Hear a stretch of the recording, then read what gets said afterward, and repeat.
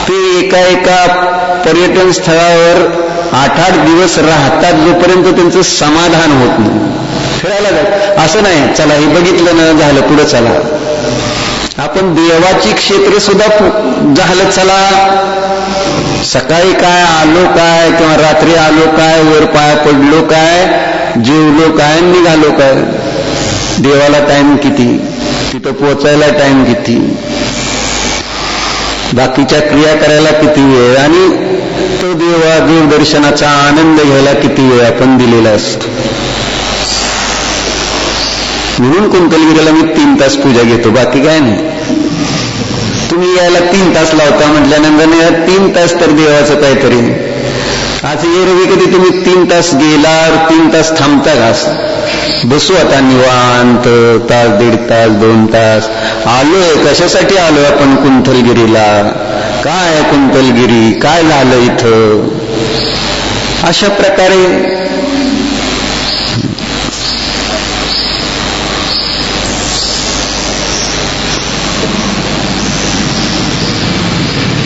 चर्चा कशासाठी चालली होती सुनील पाहुणी? वल्लभभाई पटेलचा पुतळा काय आणि मंदिरातला आदिनाथांचा पुतळा. पुतळा म्हणायला नाही याला, नाही म्हणायचं का, नाही म्हणायचं त्याला पुतळा का नाही म्हणायचं. मी पण म्हटलं ना मागं, तुम्हाला सांगितलं चांदोबामध्ये आलेलं. चांदोबामध्ये सगळी माहिती येते, त्याच्यामध्ये जगातली इकडची जनरल नॉलेज पण दिलं जातं मुलांना व्हावं म्हणून. भारतातली विशेषता सांगताना आपले श्रीअण्णभाऊची प्रतिमा, मग त्याला तिथं त्यांनी शब्द तोच वापरला होता, पुतळा. जसं तुम्हाला तो फील होते ना, बाहुबलींचा पुतळा आहे का नाही, श्रीअण्णभाऊ कोणाचा पुतळा आहे, असा पुतळा शब्द आपण कधी म्हणतो का?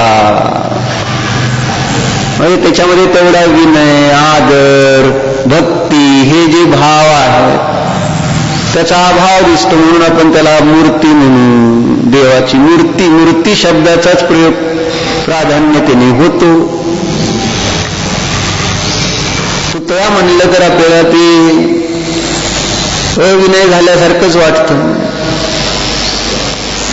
पण वल्लभभाईचा पुतळा आणि आपल्या आदिनाथांचा पुतळा म्हणायला का अडचण आहे, कारण तिथं पण आपल्याला काय माहिती नाही आणि इथं पण आदिनाथांची माहिती किती.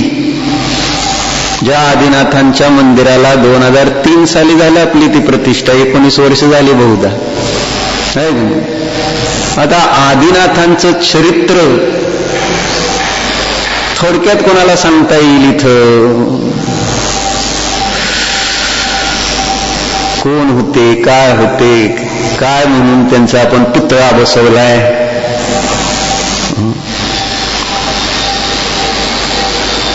इथं ना आपण बाहेर त्यांची माहिती लावली. बऱ्याच ठिकाणी टुरिस्ट प्लेसवर तिथं बाहेर माहिती थोडक्यात तर तिथं बोर्डवर लिहिलेली असते ना की हे काय, किती साली झालंय, ह्याची थोडीशी माहिती सामान्य का होईना असते. भले जर तुम्हाला गाईड नाही मिळाला तर त्याच्यावरून ह्याचं काय हिस्टॉरिकल काय बरोबर. इथं आपल्याला सुनील पाहुणे घ्यायला पाहिजे ना बाहेर आदिनाथांचं जीवन 10 भावापासून न्यायला पाहिजे. तसं तर की 10 भावापासून वाय ही वॉज ग्रेट, का आपण त्यांचा पुतळा तयार केलाय.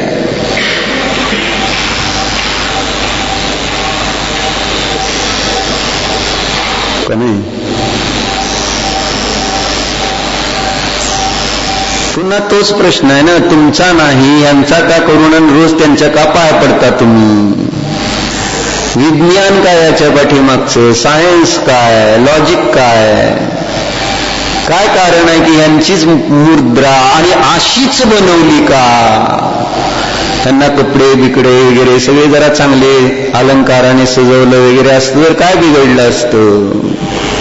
असलाच का बनवलाय पुतळा आपण राहुल?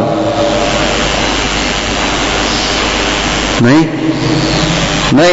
काय नाही, काय मूर्ती बर पुतळा म्हणून नका, आता बस झाला, त्रास व्हायला लागला पुतळा म्हणल्या. भरमूर्ती म्हणून चला जाऊ दे तुम्हाला त्रास. असाच का बनवलाय? कोण होते हे? काय होते? सामान्य एवढं सांगू आम्ही की बाबा हे 24 तीर्थंकर असतात आणि हे वर्तमान काळात सगळ्यात पहिल्यांदा झाले आणि म्हणून त्यांचं दुसरं नाव काय रे सुमित?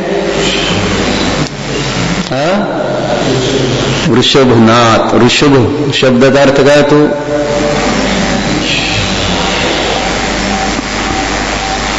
वृषभनाथ म्हणजे धर्मनाथ. वृषचा अर्थ धर्म होतो आणि ऋष हाचा अर्थ बैल पण होतो.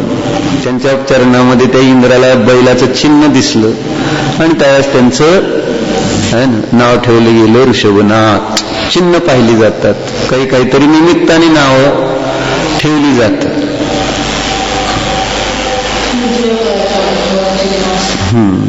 बरोबर. प्रत्येक तीर्थंकरांची. मग अनुभवी काय आदिनाथांची दुसरी माहिती काय विशेष?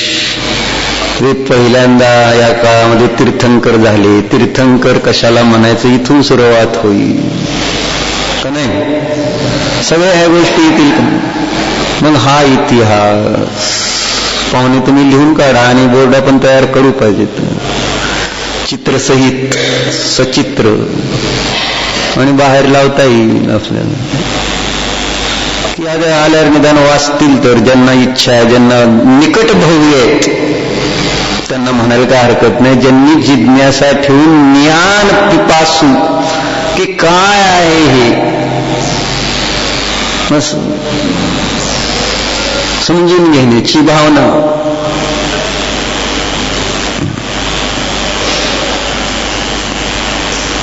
मग आनंद घेता येतो जर ज्ञान झालं तर. ज्ञानाचाच आनंदाशी अविनाभाव आहे. अज्ञानाचा दुःखाबरोबर अविनाभाव आहे. माहिती नाही तर तुम्हाला आनंद तो काय येणार काय त्याच्यातला? विशेष आनंद नाही येणार. सामान्य तुम्हाला तुमच्या डोळ्याची तृप्ती होईल कदाचित, ज्याला त्याच्यात थोडासा इंटरेस्ट असेल त्याला. आणि तिथं जसं वल्लभभाई पटेलच्या मूर्ती कमी, त्या मूर्तीमध्ये आत जाऊन बाहेरचं बघणं जास्त. बाहेरच बघितलं जातं ना, मूर्तीकडे कोण बघतंय? त्या आतमध्ये जायचं, आतून बाहेरचं बघायचं. तसंच इथं पण चाललंय, बाहेर बघायचं, आतलं बघायचं काही विषयच येत नाही.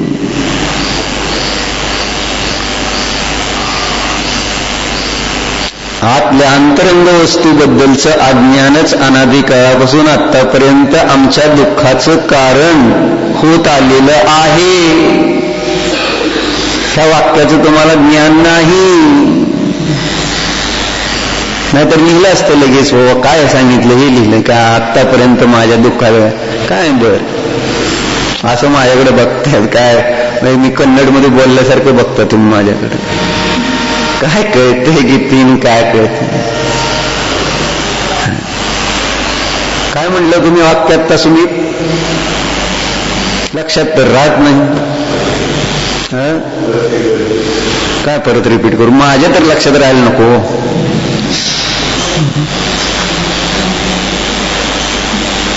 काय सांगितलं प्रियाताई? तुमच्याकडे बघूनच मला असा भाव झाला. म्हटली काय बघतेत नुसतं असं? त्यांना मी काय सांगतोय कळतंय का?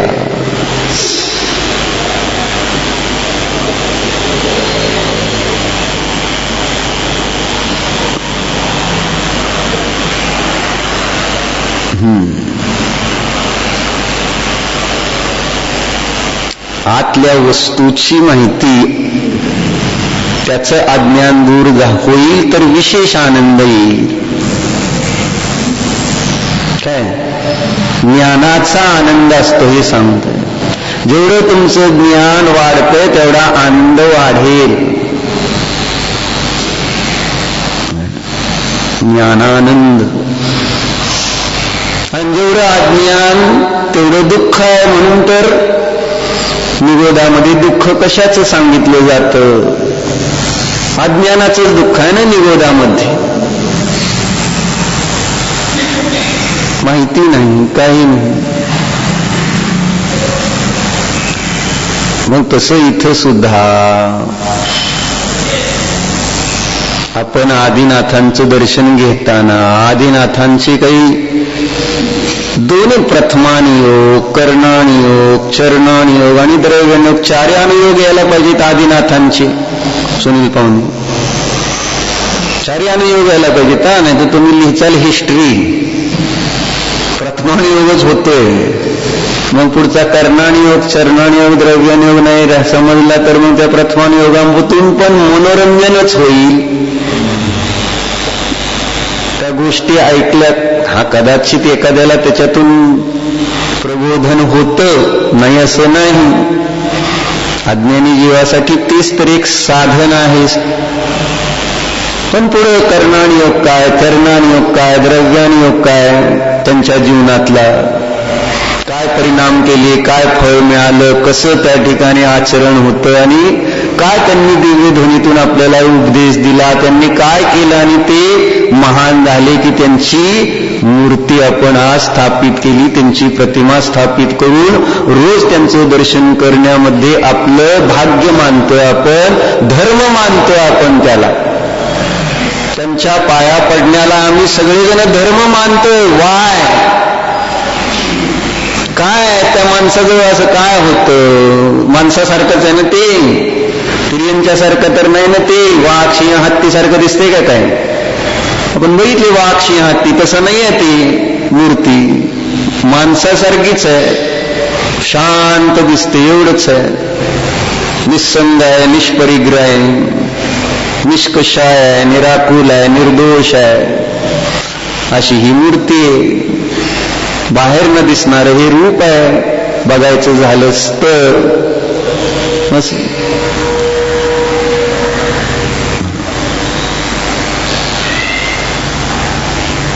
मग हा प्रश्न यायला नको की यांच्या पाया पडल्यामुळं मला का धर्म लाभ होतो, मला का पुण्याचा संचय होतो. त्यांच्या पाया पडल्यावर सांगतोय आता काय होतं त्यांच्याजवळ.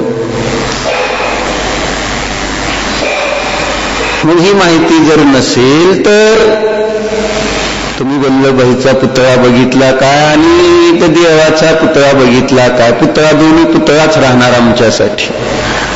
ना ती वल्लभाईची मूर्ती होते ना ही मूर्ती, ना प्रतिमा.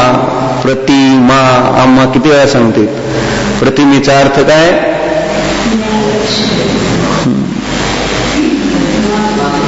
काय विजुका की काय होतं प्रतिमाचा अर्थ?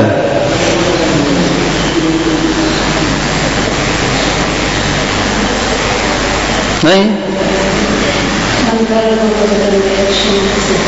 त्याला श्री म्हणायचं. मा लक्ष्मी, मा म्हणून झालं. प्रति आपल्याकडे, आता त्या प्रतीचा अर्थ आपल्याकडे, पदोपदी आपल्या अंतरंग लक्ष्मीकडे नेणारी जी ती प्रतिमा है ना. जेव्हा जेव्हा पाहाल तेव्हा तेव्हा आपल्याला आपल्या अंतरंग लक्ष्मीचं दर्शन घडवून देते. मी ज्ञान आनंद आदी अनंत गुणांचा पिंड एक शुद्ध जीव आहे याची ती आठवण करून देते. त्याचं नाव आहे प्रतिमा. म्हणून समयसारमध्ये सुरुवातीला दिलं की भगवान प्रतिछंद स्थानीय आहेत. प्रतिछंद, प्रतिछंद म्हणजे आरसा सांगितलं नाही. भगवंतांची प्रतिमा, भगवान हे आरशाच्या स्थानी आहेत. म्हणजे काय वैशालीताई? आरशाच्या स्थानी आहेत म्हणजे आरसा. आरसा कशासाठी असतो? एवढं सामान्य आहे की आरसामध्ये आपण, आरसा नाही, आरशामध्ये आपण आपल्याला पाहतो. आरसा पाहिला ना सगळ्यांनी, कुणीच पाहिला नाही, कुणीच पाहिला नाही. पाहिला आरसा असता तर तुम्ही दिसला नसता, आणि तुम्ही दिसला तर आरसा दिसणार नाही. सगळ्यांनी स्वतःला पाहिलं, कुणीही आरशाला पाहिलेलं नाही. आज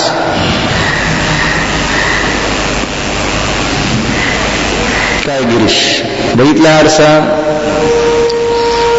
आरशात बघितलंय, आरसा नाही बघितला आहे. मी आरशात बघितलं की, पण आरसात नाही बघितला. आणि आरशामध्ये आपण आरशाला नाही बघितलं, स्वतःला पाहिलं. मग भगवंतांमध्ये स्वतःला पाहायचंय कळते का? हे सुद्धा कळत नाही वाक्य. भगवंतांमध्ये आपल्याला पाहायचं असतं. भगवान म्हणजे एक मिरर आहेत, आरसा आहेत. सी दाय सेल्फ, स्वतःला पाहण्यासाठी वेगवेगळे आरशे त्या जत्रेमध्ये येतात का नाही? यात्रेमध्ये कुठं जाड दिसतं, कुठं बारीक दिसतं, उंच दिसतं, वेगळं वाकडं दिसतं ना, बघून हसायचं. हा हा हसणारे आरसे कसले वेगवेगळे असतात.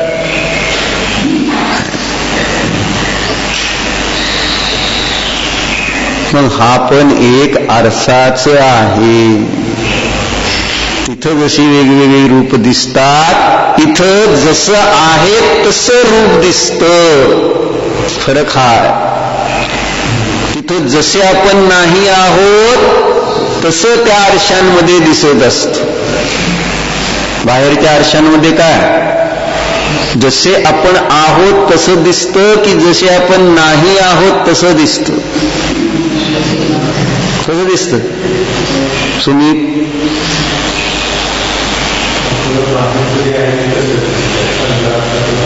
म्हणून परवा ते बघत नाही मी टीव्ही सध्या, पण सहज एक आपलं नजर गेलती. साईबाबा सिरियल चालू होती माहिती आहे ना? अनुपमा आणि ये रिश्ता सोडून आम्हाला काय माहिती नाही. देव माणूस का साईबाबाची एक सिरियल होती लागली मग.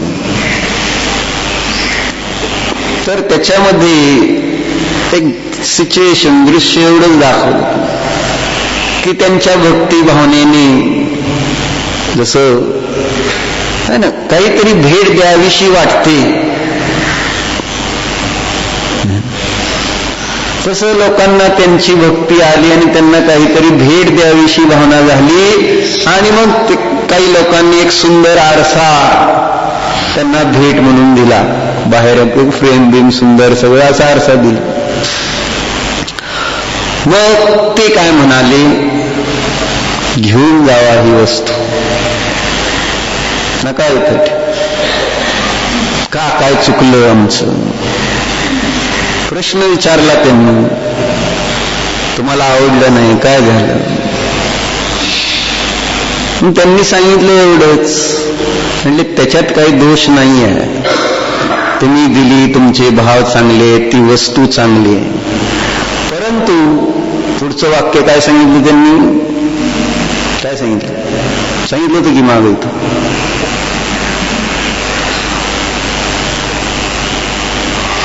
ज्यामुळे मला माझा विसर पडेल तशी वस्तू मला नको आहे. कारण त्या आरशात मी पाहणार कोणाला आणि विसरणार कोणाला? आरशात दिसतंय कोण आणि ते दिसल्यामुळं होतंय काय?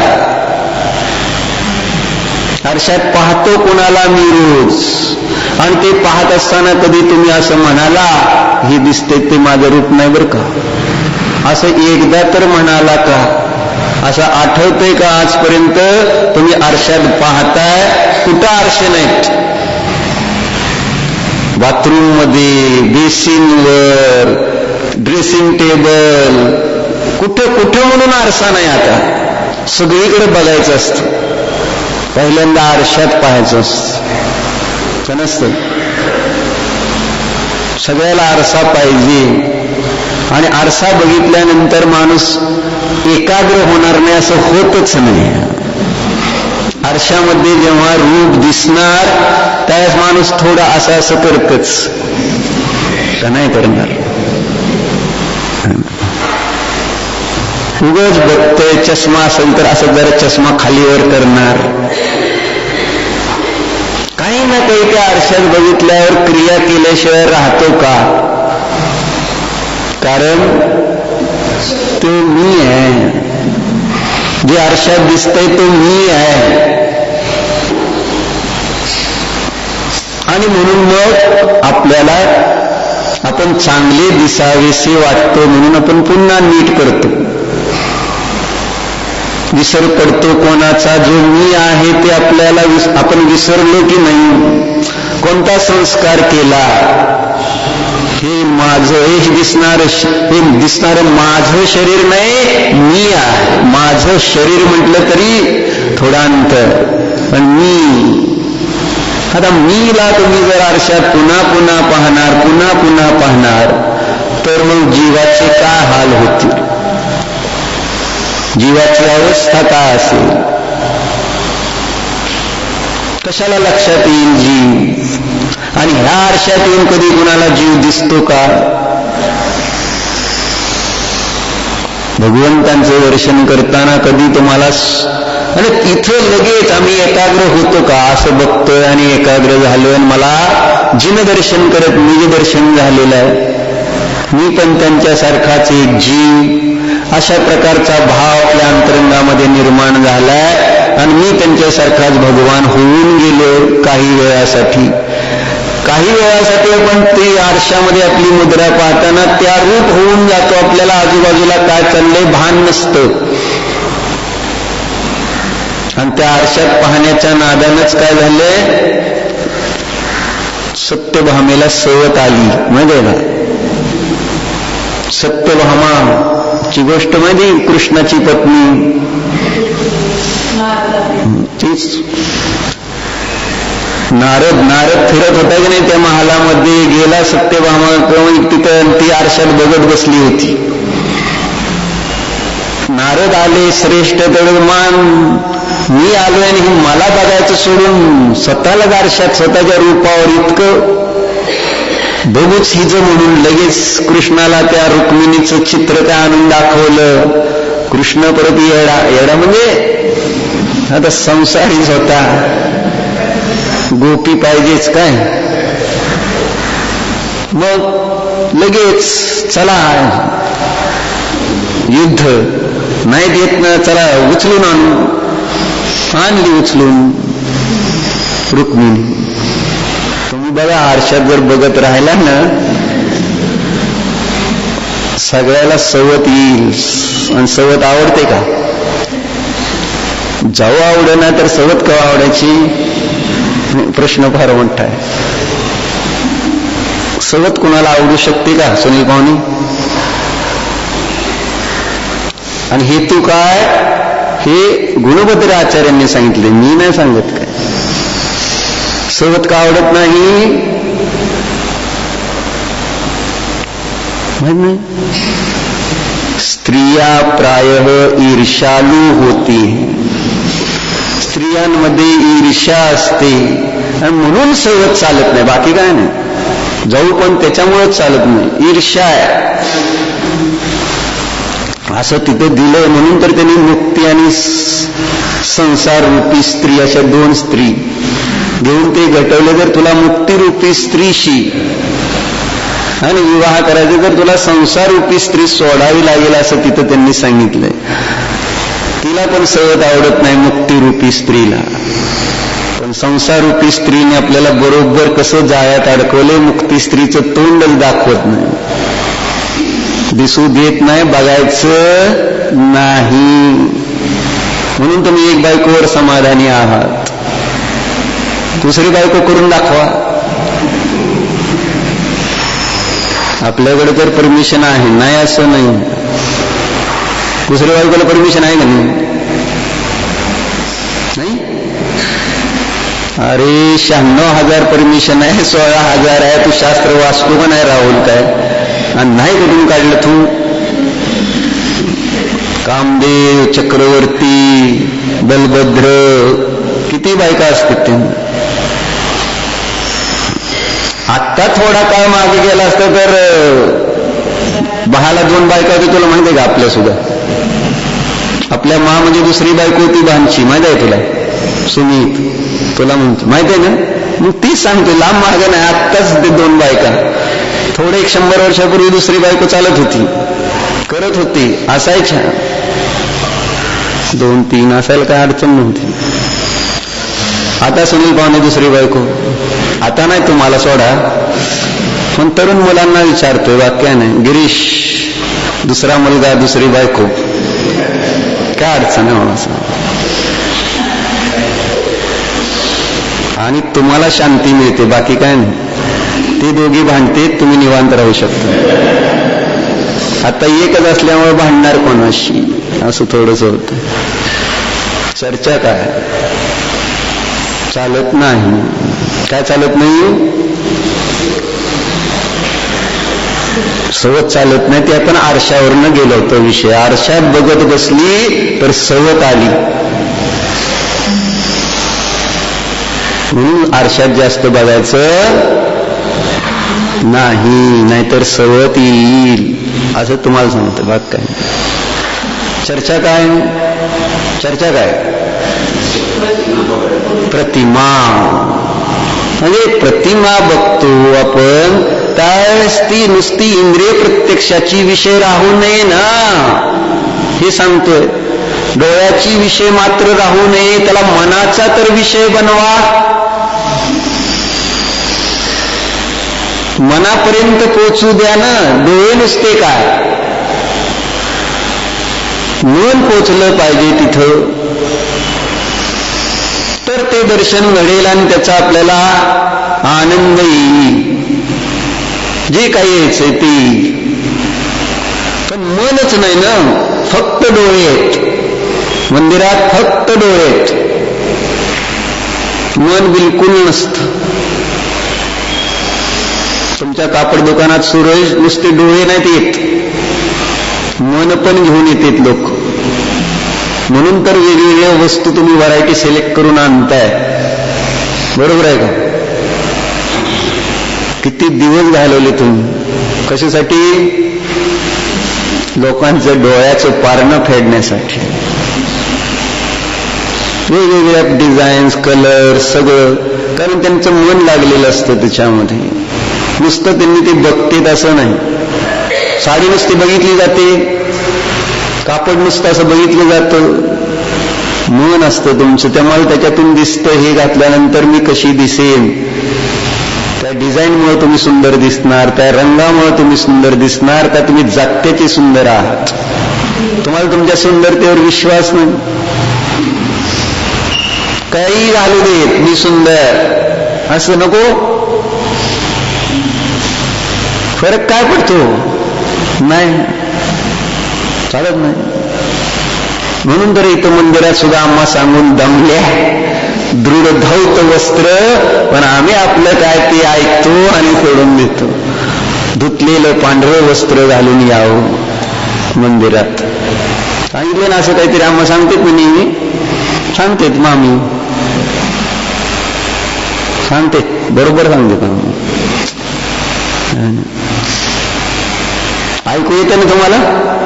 म्हणजे विचारतंय, कारण कधी ऐकू आलं नाही तर आम्हाला सांगितलेलं कदाचित त्याच्यामुळे तुम्ही घालत नसताल, असं पण होतं ना. कारण बाहेर लोकांना सांगितलेलं ऐकू येत नाही, मग ऐकल्यावर नाही ऐकल्यावर कळणार कसं काय करायचं ते, असं. चर्चा काय? चर्चा काय? मंदिरात येताना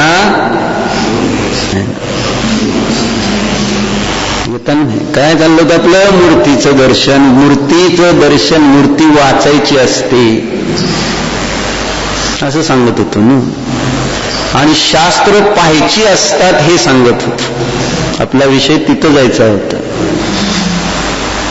मागं सांगताना ही गोष्ट सांगितली होती, याच्यासाठी सांगितलं ते. विषय इंद्रिय प्रत्यक्षावरून निघाला होता ना. काय इंद्रिय प्रत्यक्षाचा काय विषय निघाला होता आपला? हा, हा झाडाच नाशपतीच्या झाडाचं चाललं होतं की नाशपतीचं झाड वर्तमानातलं सगळ्यांनी बघितलं आणि तेवढंच तसं मानलं त्यांनी, अन्यथा नाही, अन्य प्रकारे नाही. ती मान्यता हेच तर सांगायचंय. बघितल्यानंतर इंद्रियाने मान्यता चुकीच्या होतात.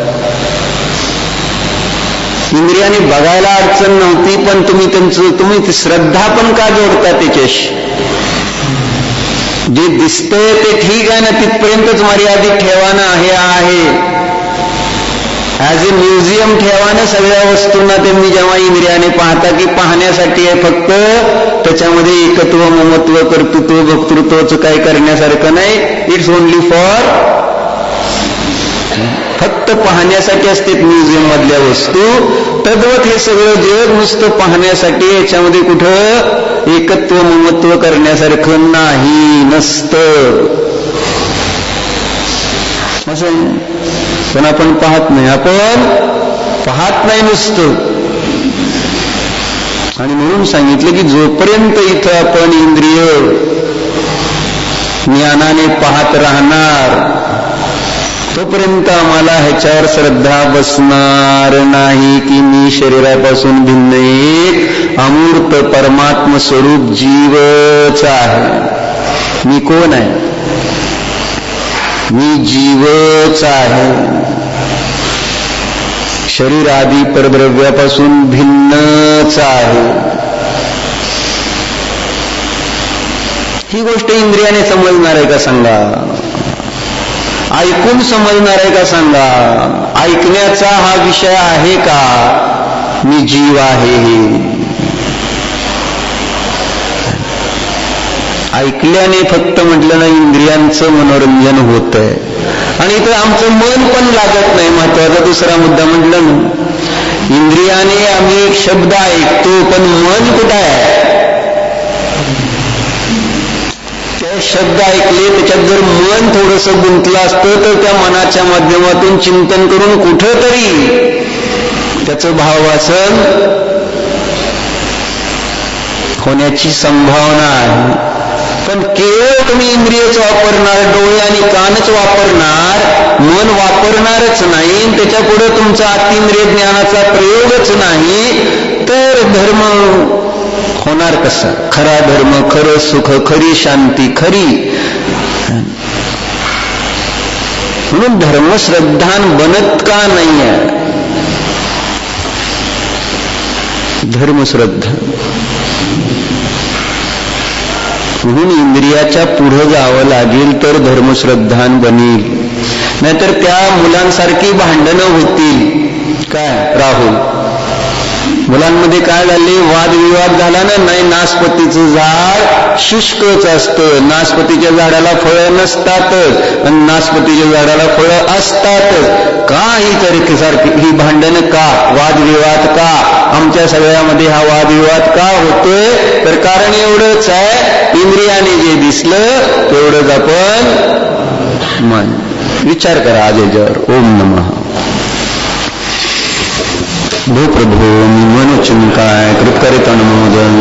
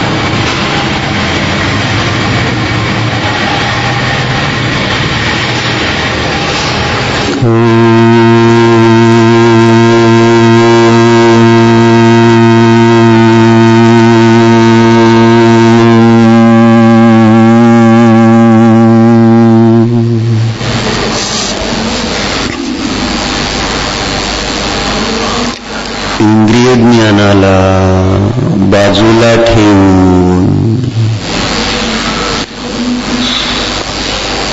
मात्र ज्ञानाद्वारे ज्ञानमय अशा आपल्या स्वरूपाला जाणं.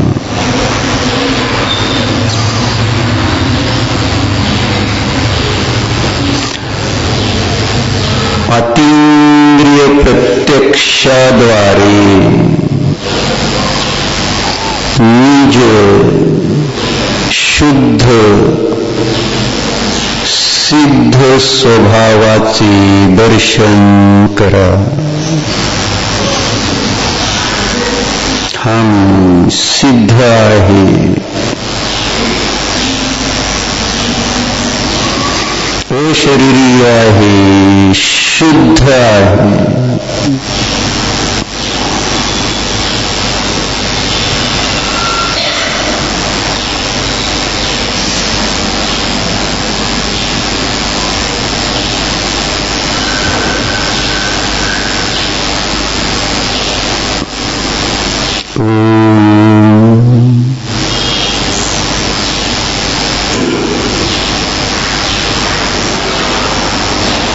विसर्जन.